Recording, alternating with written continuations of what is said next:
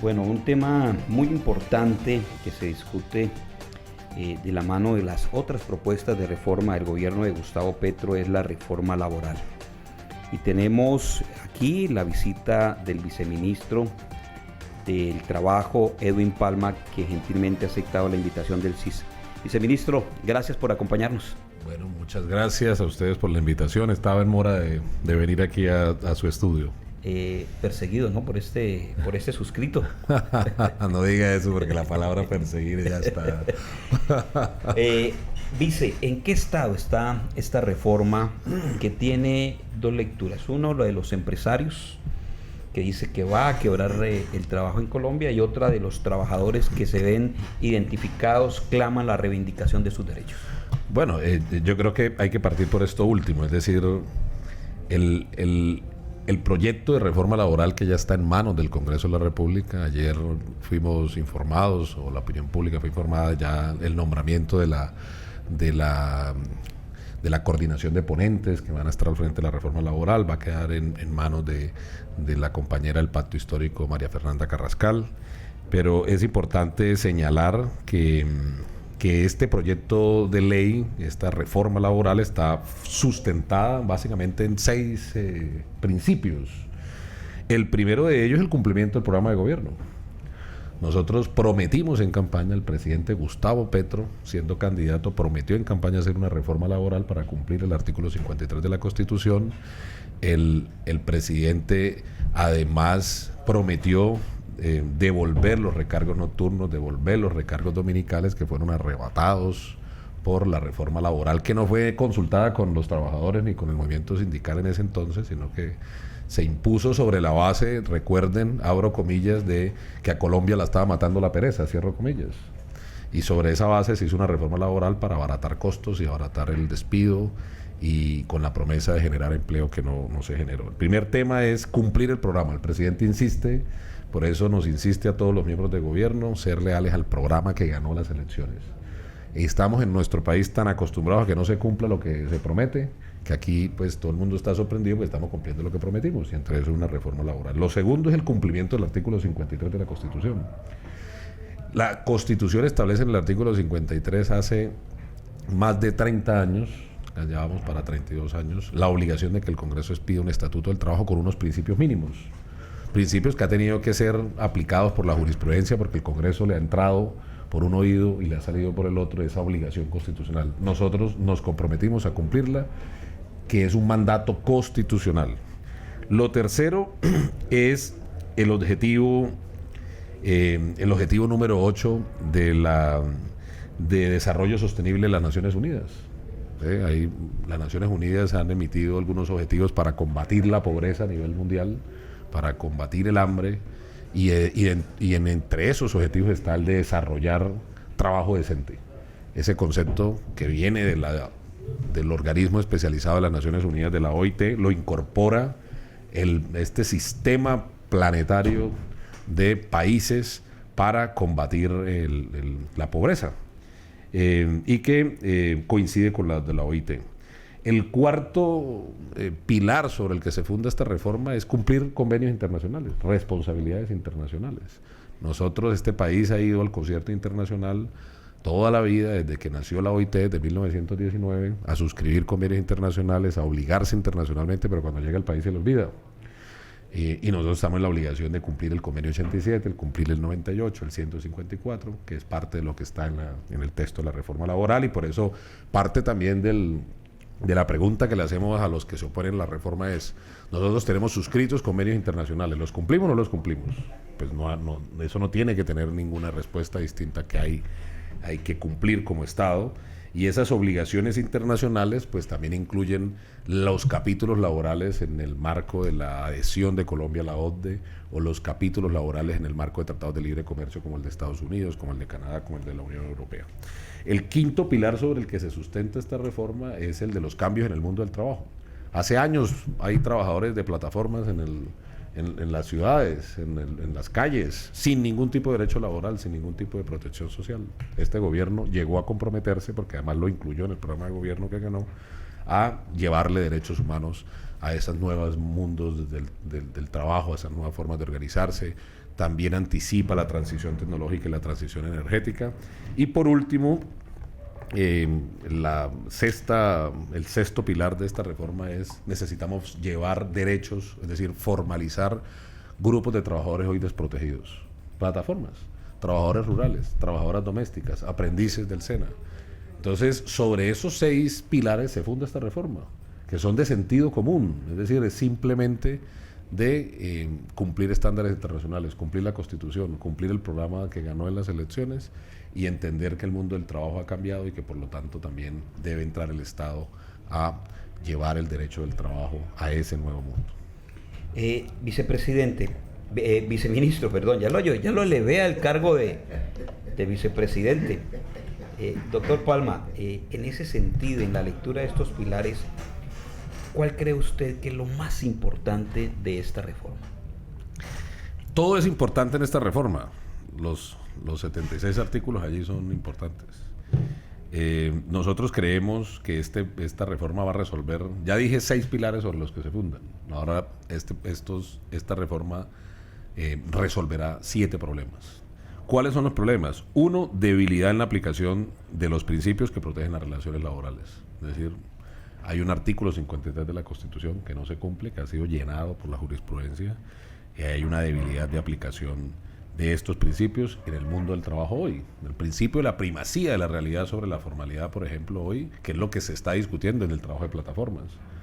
¿Sí? En el trabajo de plataformas, si hay prestación personal del servicio, si hay subordinación y si hay una remuneración, hay un contrato de trabajo. Si no hay subordinación, pues no hay contrato de trabajo. Es sencillo. Esto no es un invento de esta reforma. Es un principio de la Constitución y de la ley. El segundo problema que resuelve la reforma laboral es la precariedad y la inestabilidad de los contratos de trabajo. Nosotros volvemos a poner de presente el contrato a término indefinido como regla general.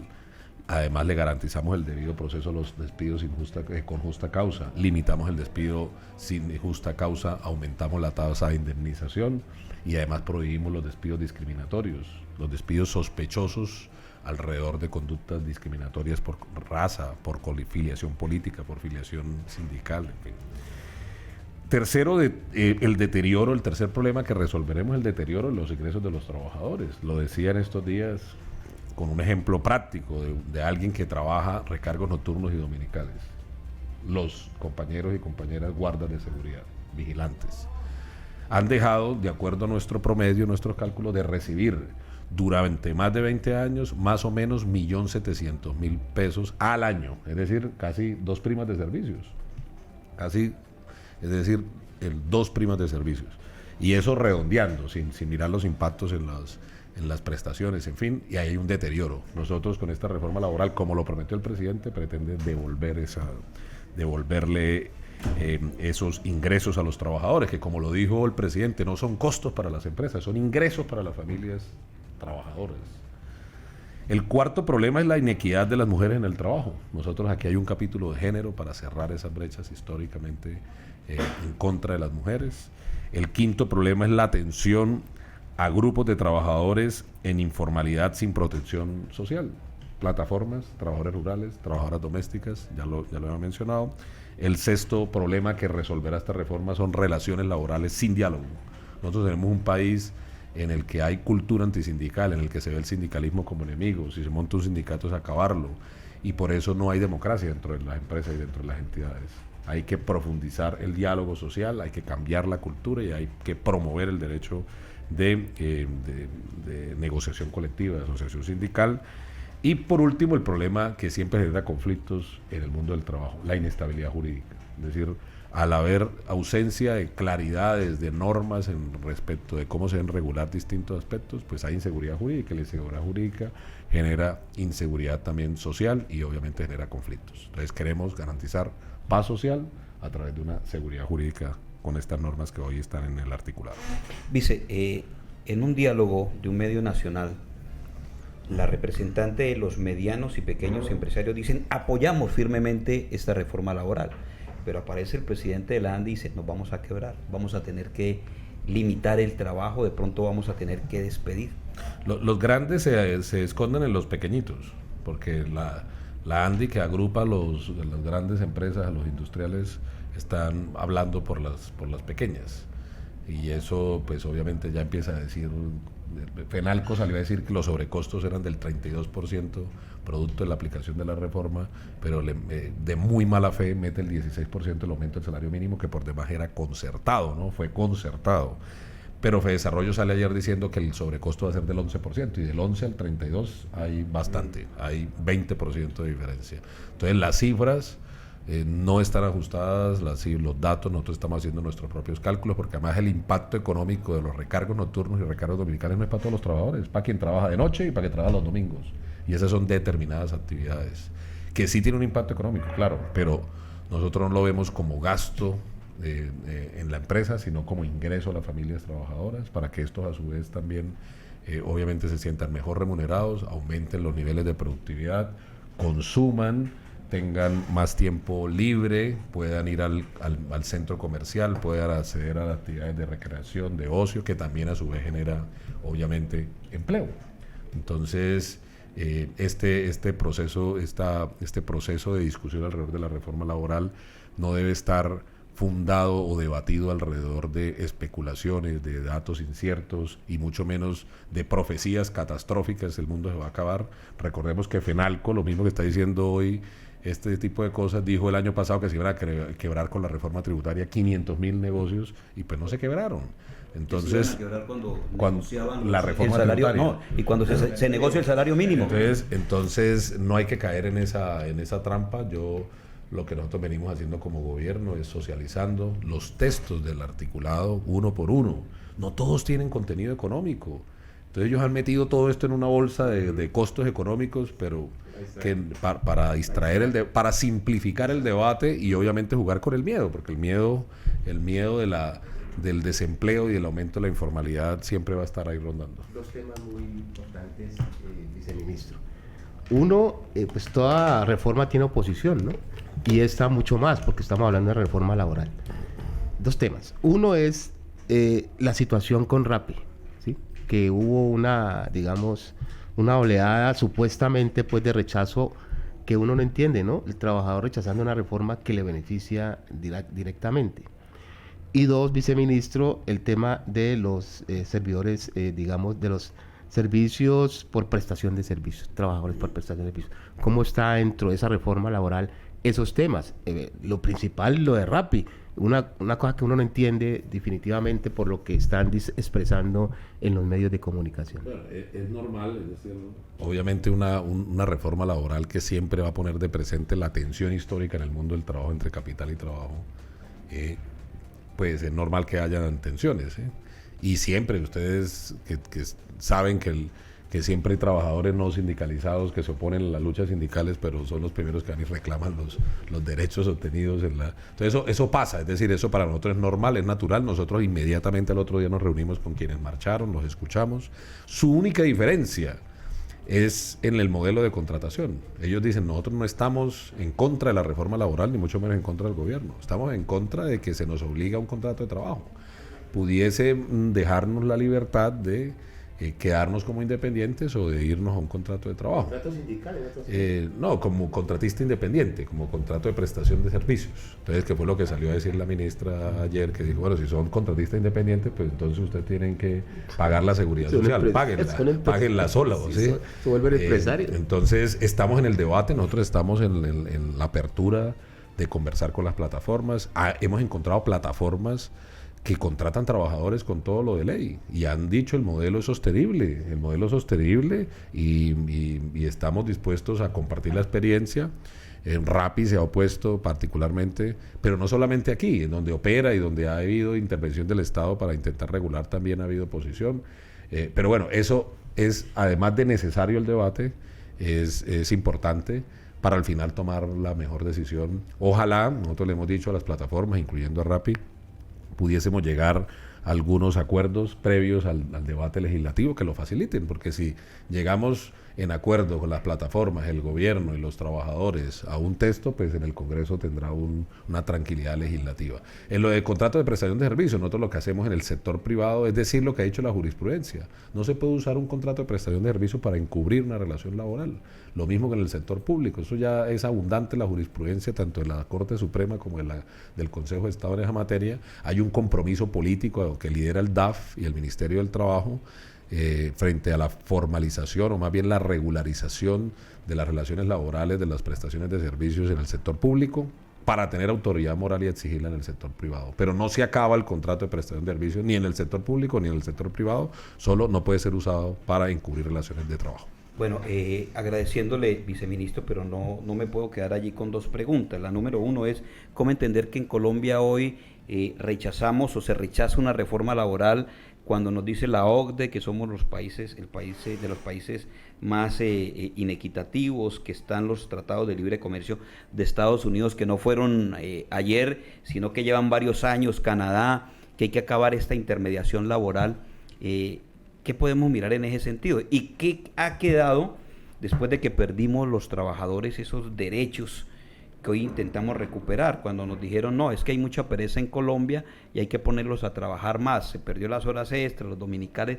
¿Eso fue importante para la construcción de trabajo en Colombia? Pues es decir, para un estudio hay otro estudio. Los empresarios dicen que sí, que se generaron. Nosotros tenemos evidencia científica, porque la misma ley 789 obligaba a una comisión a los 2 años a hacer un estudio sobre el impacto de empleo. Y decía la ley que si generaba el impacto, pues se mantenía, y si no, pues se podía revisar, y esa comisión no funcionó. Entonces, estudios externos de universidades como la del Externado concluyeron, incluso hay un estudio, Alejandro Gaviria, el exministro de Educación, siendo profesor de los Andes, con conclusiones importantes, pero que en resumen dicen no se generó el impacto.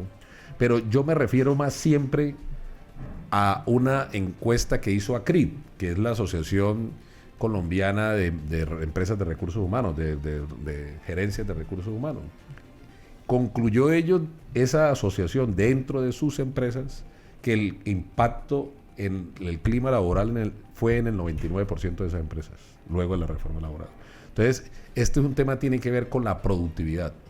Un trabajador que le quitan ingresos, un trabajador, una trabajadora que se explota cada día más, un trabajador, una trabajadora que no tiene estabilidad en el empleo, no es productivo porque no se compromete con la empresa con la misma calidad que se comprometería si tuviera mejores. Entonces, el impacto en el clima laboral creo que es una medición muy importante, más que los datos económicos. Este debate hay que sacarlo también de la economía. Yo lo planteé así en mi última columna, y decía, hay que ponerle un poco de empatía, más empatía, y también una invitación que hice en esa columna es, pues no discutamos solamente entre economistas y abogados laboralistas, que parece que hubiese ahí una enemistad histórica, sino que también es bueno que los filósofos nos empiecen a hablar de este tema, porque esto también se trata del buen vivir, es decir, de trabajar dignamente para vivir, ¿sí?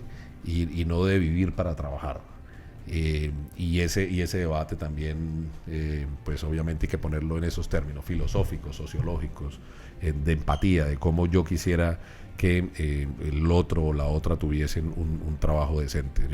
El ejemplo más básico que hace parte incluso de nuestra reforma laboral ayer con ocasión del Día Internacional del Trabajo Doméstico o de la trabajadora y el trabajador doméstico es si uno tiene un trabajador o una trabajadora en el hogar, hay que pagarle. Si no, pues no, haga usted el oficio, entonces haga usted las labores del hogar.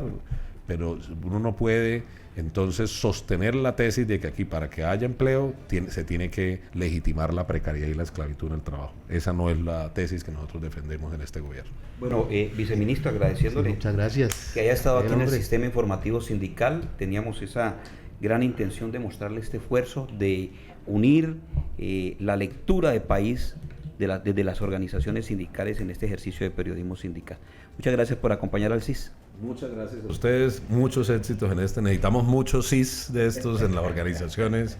Necesitamos que los trabajadores y las organizaciones sindicales se empoderen de esta reforma, del contenido, se la aprendan desde el primero hasta el último artículo, que se lean toda la exposición de motivos, que nos ayuden a defenderlas en los medios, en las movilizaciones, en los mítines, que en los cursos sindicales de aquí hasta que se apruebe la reforma sea el único tema que se hable, y el próximo 1 de mayo, como ha dicho nuestro presidente, no puede haber otro mensaje distinto que las reformas sociales, particularmente las reformas laborales. El 1 de mayo el sistema informativo cubrirá más de 20 ciudades. Vamos a transmitir desde más de 20. Bueno, gracias, poner ministro. a todo el mundo a hablar de las reformas. Sí, señor. Gracias, ministro. Muy amable. Gracias. Sistema Informativo Sindical de Colombia. Y entregarte la realidad nacional a tus oídos. CIS, Periodismo Sindical. CIS, nuestra alternativa.